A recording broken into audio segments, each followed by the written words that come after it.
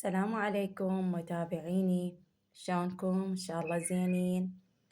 نبدأ الفيديو بالصلاة على محمد وآل محمد. اللهم صل على محمد وآل محمد. اليوم شنو طبختنا؟ طبختنا اليوم إن شاء الله الخباز أو التولة. اليوم أبو الجهال راح للسوق لقاه نازل، جاب لي باكتين من عنده.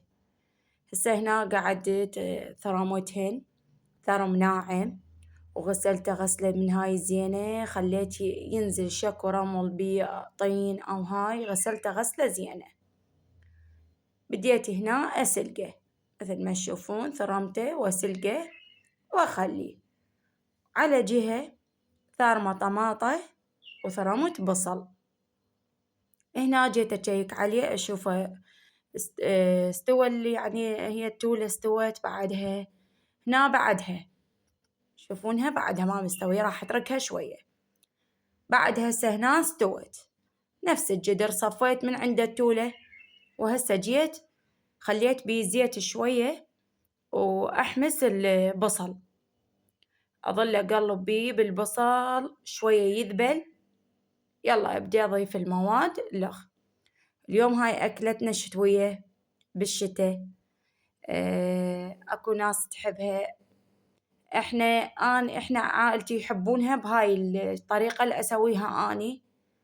وأبوهم يحبها يعني من السلق أخلي له شوية، لأن المي مالها مي التولة يقولون زين للكلى وللالتهابات المجاري البولية، فيحب يشرب المي مالها شرب. هسه هنا بديت أضيف المعجون على البصل، يعني خليت البصل يذبل ضفت عليه المعجون. كمية المعجون اللي انتو تحبونها، احنا نحبها تصير حمرة. وبعدها ضفت عليه هنا الطماطة. هسه راح أخلي أقلب الطماطة وأخلي عليها شوية مي، لأن الطماطة شوية قوية يعني مو. هسه خليت عليهن شوية مي مثل ما تشوفون، وراح أقبقها تذبل الطماطة.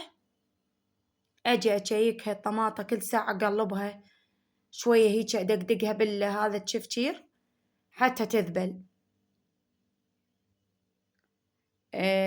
قلونا انتو تحبون هاي الأكلات يعني أكلات جيل الطيبين. هاي بعد ما سلقت التولة جيت ضفتها على المعجون والطماطة والبصل. هنا خليت ملح وخلي شوية لامندوزي عليها. أكو ما يضيفون لامندوزي، يضيفون نمو بصرة. بعد هي كل من ورغبتها. قلونا إذا تحبون هاي الأكلات، اعطونا رأيكم بالتعليقات. ولا تنسون اللايك،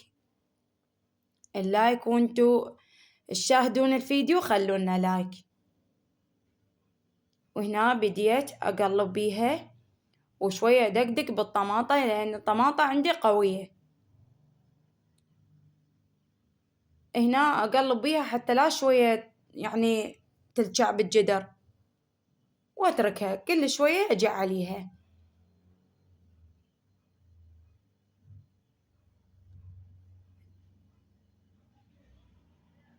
إن شاء الله بنات لا تنسونا باللايك، يعني قلت لكم اللايك يصعد الفيديو ويوصل لأكثر عدد من المتابعين. وهنا كملت طبختنا، سوينا وياها خس. وسهمكم العافية، طبخة سهلة وسريعة وطيبة وبيها فوائد. دخلوا عليها فوائد التولة وشوفوها. احنا ناس نسميها تولة وناس نسميها خباز. وسهمكم العافية، لا تنسون اللايك.